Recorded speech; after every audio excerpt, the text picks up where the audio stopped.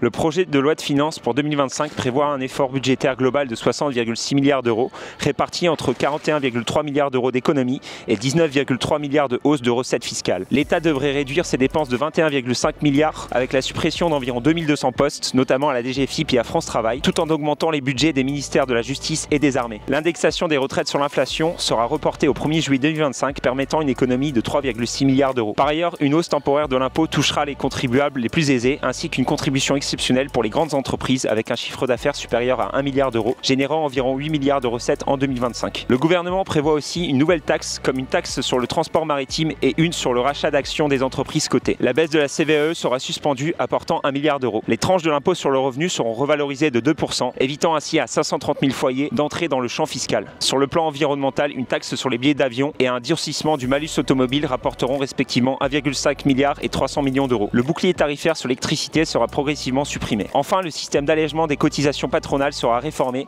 pour générer 4 milliards d'euros d'économies et la suppression de la niche fiscale pour les locations de courte durée devrait rapporter 200 millions d'euros en 2025.